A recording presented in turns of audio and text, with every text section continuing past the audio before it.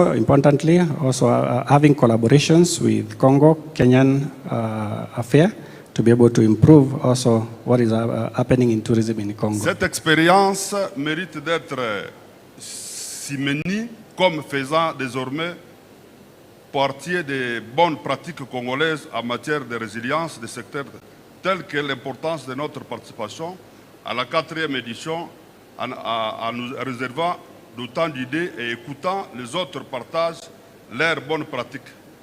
And therefore, this conference has served as a good example to be able to obtain so much experience from what is being done in other countries that can be able to be adapted to DRC Congo. Et remercie notre pays frère, ou la République frère Kenya pour l'hospitalité.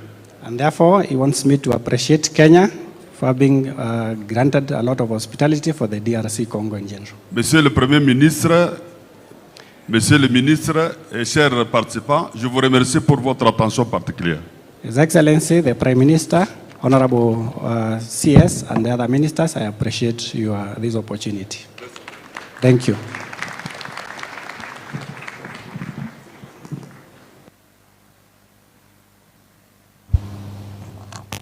May I invite Augusto from the Republic of Angola.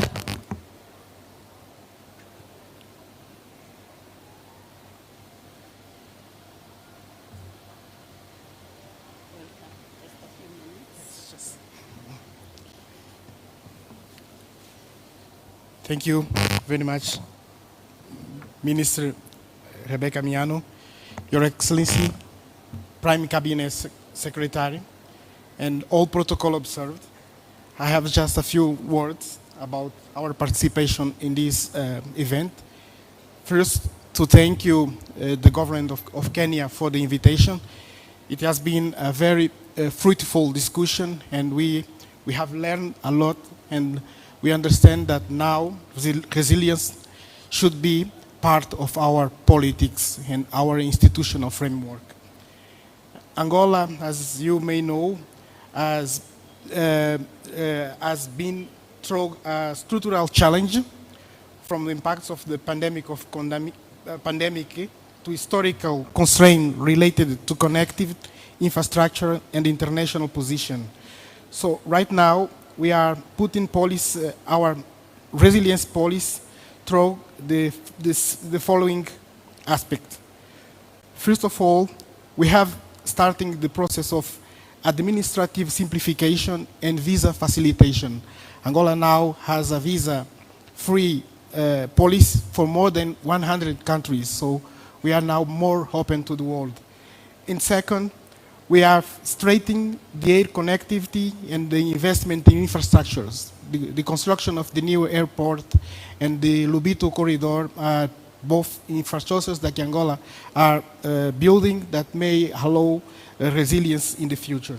So just to finish, we understand and we have learned in this meeting that resilience in practice means medium-term strategic planning, data-driven governance, sustainable public-private partnership, and effective regional cooperation. Angola remains fully committed to work with the states, African states and the UN tourism to strengthen preparedness and response to disruption. So thank you very much, and I hope I come back here again. Thank you for the invitation. Thank you, Honorable Minister. And now we have Honorable Edmund Bartlett, the Minister for Tourism in Jamaica and the founder of the Global Tourism, Resilience and Crisis Management Center. Thank you very much, esteemed Secretary of Tourism and Wildlife in the great country of Kenya, His Excellency or Prime Secretary of the Cabinet, distinguished ministers and partners all in tourism, and particularly those who are involved in the global governance of resilience in the tourism space. I'm delighted to participate with you in the closing exercises of this most powerful expression and statement from the great country of Kenya to the world regarding the importance of building resilience in tourism. Tourism being the most vulnerable of all industries, but in its vulnerabilities have shown resilience beyond any other industry. Its capacity to respond and respond quickly and bounce back, as we say, becoming the mainstay of economic recovery programs in all countries. Tourism, therefore, makes that statement to the world that it is not sufficient to worry about disruptions. It's only sufficient indeed if we can respond to disruptions in real time, because a wait is impatient of building a future. A wait is contradictory to the spirit of being able to thrive after disruptions.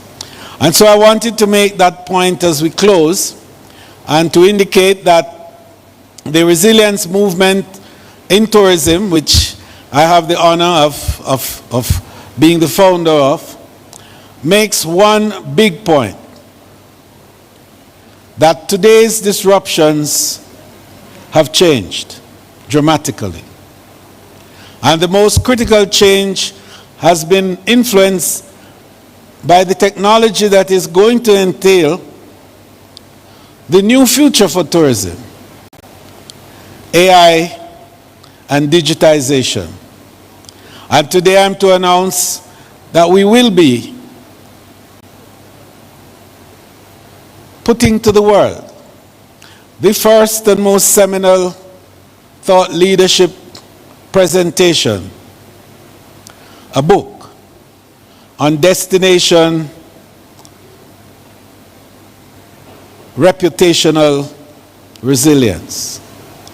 And that book will help to define the way forward to respond to these fake news, misinformation, and disinformation that has been playing havoc to destination integrity across the world and individual integrity, and have so misplaced our positions, and is forcing for a new story to be told, our story.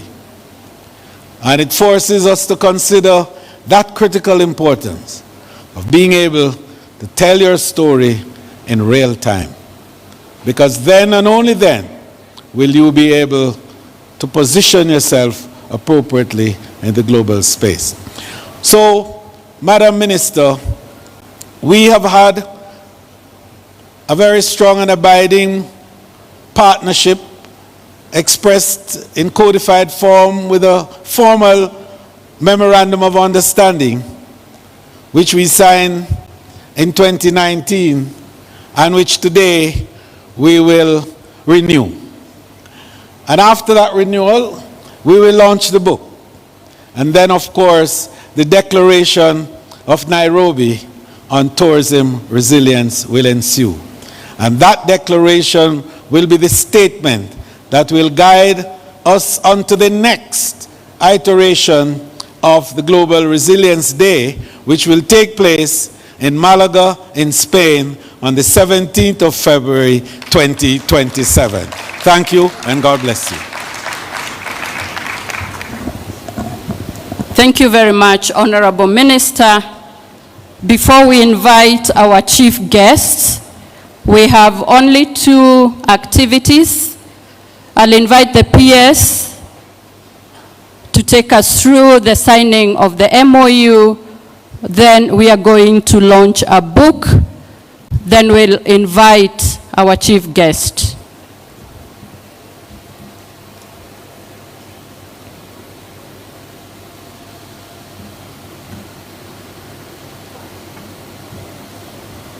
Thank you very much, Honorable Minister. I will not read the statement because it's long, but today, let me just read the first part. The government of the Republic of Kenya and Jamaica have entered into a formal understanding to deepen the long-standing ties of friendship between their two countries. As has been indicated, an MOU was signed in 2019, and today we are signing a renewal of the same MOU that outlines a number of areas that the two countries will collaborate. With that, therefore, I'm requesting, if the team is ready, our Honorable Ministers, Honorable Rebecca Miano, and the Honorable Minister from Jamaica, to be on the signing table, and then we'll have witnesses, a witness from Jamaica and from Kenya standing behind as they sign. Thank you.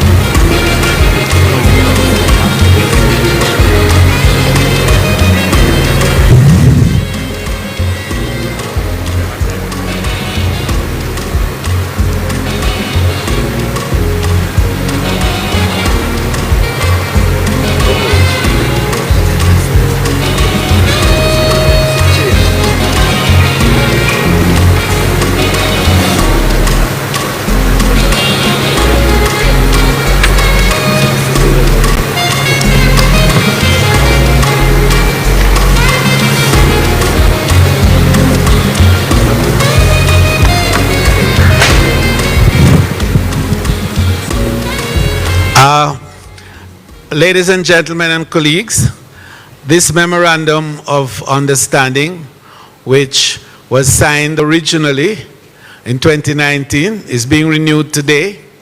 And I'm very pleased and proud to indicate that there are two critical outcomes from this memorandum, which is now a reality.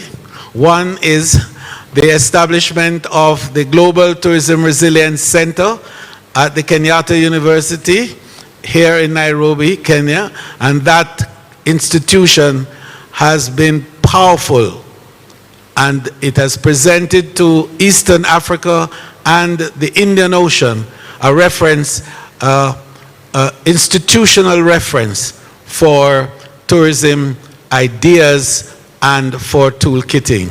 I'm excited about the work that the university has done in this regard, and it has spread beyond East Africa into Europe as well as the United States. And here I'd like to commend the outgoing director, Dr. Esther. Is Esther in the audience? Please come forward, and I would like her to be acknowledged. And with her successor, the new director, he's right here with us, yes, the new director. And tomorrow we will visit the Kenyatta University to renew again our relationships as we move forward with this great movement across the world, south to south. The second outcome on our side is that, and maybe my minister colleague might not want me to steal her thunder in that regard, but because it is of such great importance to us in tourism in terms of the legal and legislative framework that must guide the future of our industry, we are very humbled to suggest that we will be borrowing your Tourism Regulatory Authority as one of the critical elements for the managing of the governance of tourism in Jamaica.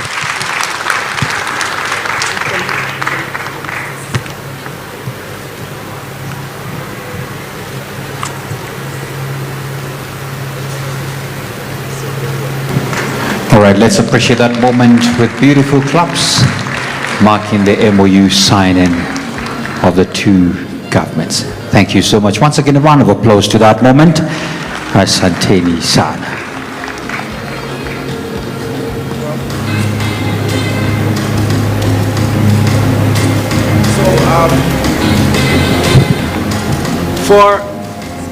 For my sins, before we actually, for my sins, I've had this year 50 years of public service. The microphone. So this year is my 50th year as a public representative in the Parliament of Jamaica. And someone, not me, someone has decided to create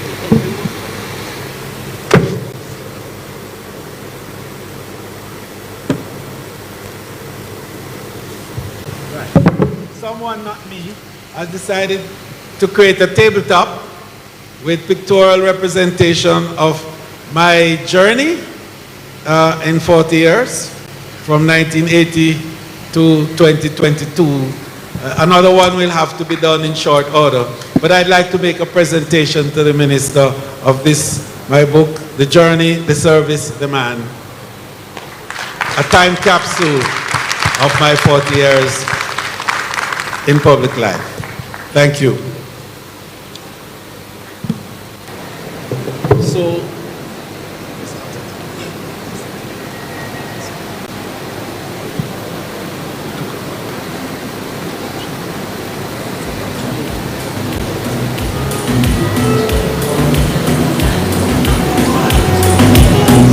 let's appreciate that moment as well. That's the launch of that particular book, which is a pictorial. And if you'd like a copy, just make sure that you hang around the Jamaican people. Speak in a nice way, you might end up with a good copy as well. Excellent moment there, being launched right here in Kenya at the 4th Global Tourism Resilience Day. Congratulations. Good afternoon again, everyone. This book, and apologies for my voice, it seemed to be breaking up. Every morning, Minister Bartlett and I would have conversations about world affairs. And if you check the WhatsApp communications between myself and Minister Bartlett, we have over, and if you printed it, we had over 4 reams of conversations. And when I say 4 reams, I'm talking about a letter size pack paper. And we took the conversations, the notes, as well as the presentations and the lectures, and codified it into this book. We thought it was important because resilience is usually articulated jointly with pandemics, epidemics, climate shocks, and other threats. But not many persons associate resilience with digital concerns, and it is emerging. Since the implementation or since the popularization of Gen AI, many persons have the technology and the capabilities now to create realities that they want. So this book speaks about this, but beyond that, the book goes a little bit further. The last chapters actually have a strategy that you can use to mitigate against these things. It has a strategy that you can use to prepare for and anticipate and manage and recover from our destination reputational crisis. So I'm encouraging you to buy the book. It will be available on Amazon mid-March. It's being finalized by the reviewers. The final version should also have an app that you can also use to triangulate information about concerns that you may have. I will actually, that was the last thing. Thank you very much, everyone. Thank you, Professor Waller. So he indicated that the last chapter is critical, and it has a 100-day destination, reputation, resilience, implementation roadmap. And that we leave with you. So, sorry we don't have a copy for everybody, but we certainly would like to give the first copy of this book, and it's a historic book. It is the first ever publication on the destination, reputation, resilience in relation to tourism, written by anyone, anywhere in the world. And so I'm going to ask our Prime Cabinet Secretary to be gracious enough to accept the first copy of this book to be made available anywhere in the world, right here in Nairobi, Kenya, from a brother of African descent to a father of Africa.